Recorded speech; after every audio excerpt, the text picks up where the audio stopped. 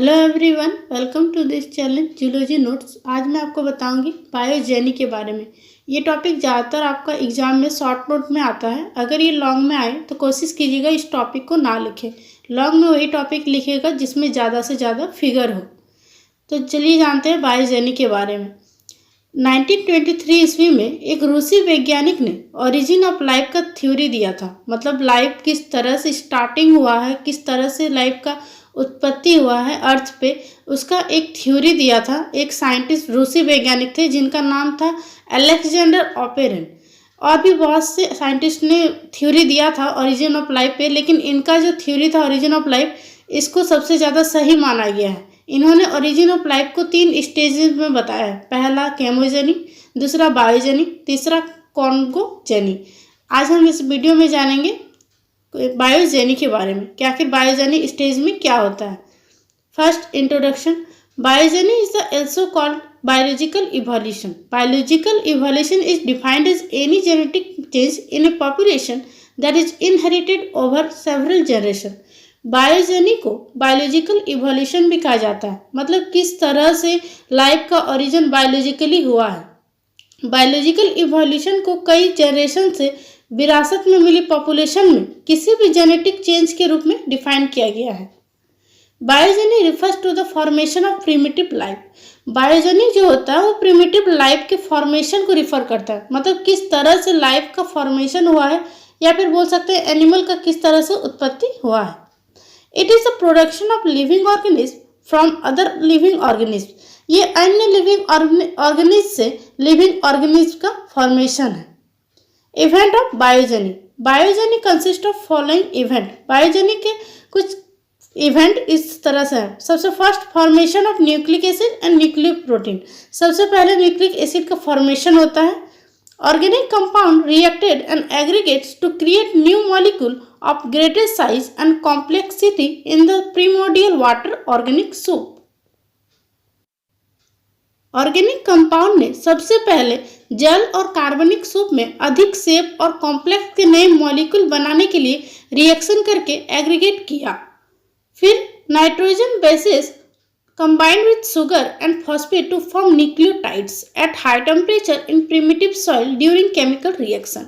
Chemical reaction के दौरान पुराने सॉइल में हाई टेम्परेचर पर न्यूक्लियोटाइड्स बनने के लिए नाइट्रोजन बेस शुगर और फॉस्फेट एक साथ ज्वाइंट होते हैं।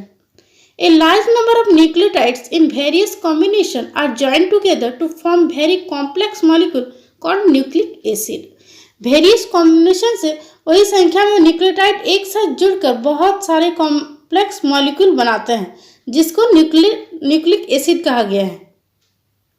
A nucleic acid has tendency to replicate. Nucleic acid में रेप्लिकेट करने का एक टेंडेंसी होता है, या फिर बोल सकते हैं उसमें क्षमता होता है कि वो अपने ही तरह का एक कॉपी बना सकता है। इस स्टेज में क्या होता है, इस इवेंट में पहला इवेंट जो है फॉर्मेशन ऑफ न्यूक्लिक एसिड, इसमें डीएनए और आरएनए का फॉर्मेशन होता है। लाइफ के फॉर्मेशन के लिए बहुत ही इंपॉर्टेंट स्टेज होता है डीएनए और आरएनए।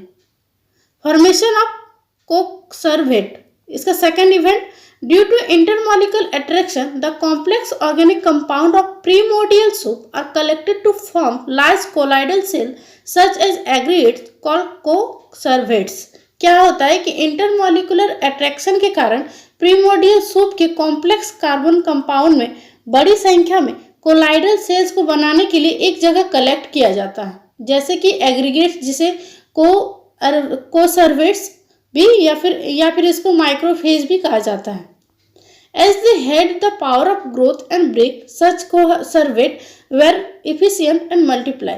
क्योंकि उनके पास ग्रोथ और ब्रेक करने का पावर था, इसलिए इसे कोसर्वेट इफिशिएंट और मल्टीप्लाई होते थे। जितने भी कोसर्वेट होते थे वो इफिशिएंट होते थे और वो मल्टीप्लाई कर सकते थे। मतलब टूट के वो दो ज़्यादा भाग में वो बट सकते थे।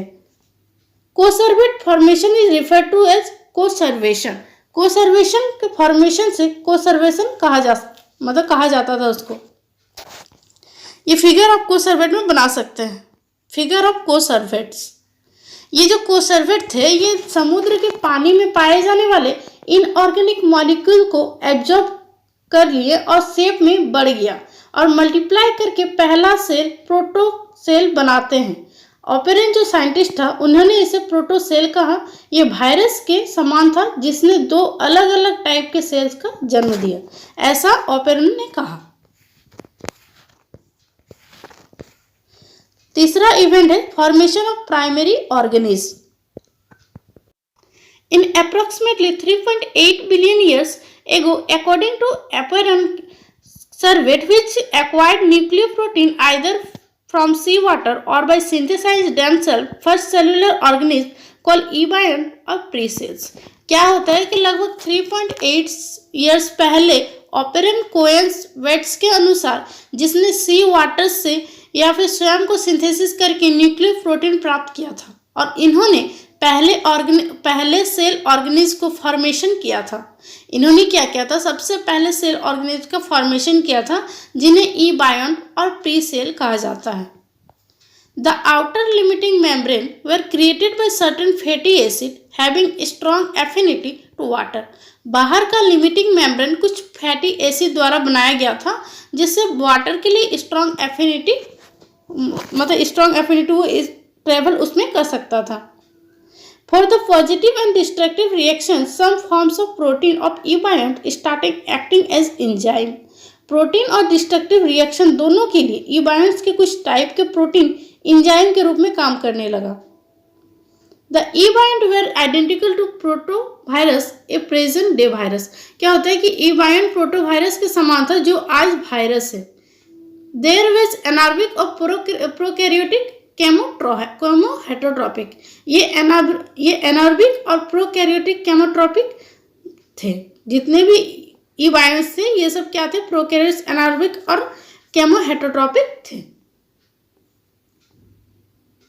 ये क्वेश्चन ज़्यादातर आपका शॉर्ट नोट में ही आएगा। अगर ये लॉन्ग में आए तो सीधा आपको जो ऑपेरन का जो थ्योरी दिया था, 3 स्टेजेस बताता, वो पूरा आपको कंप्लीट लिखने में वो लॉन्ग में आएगा।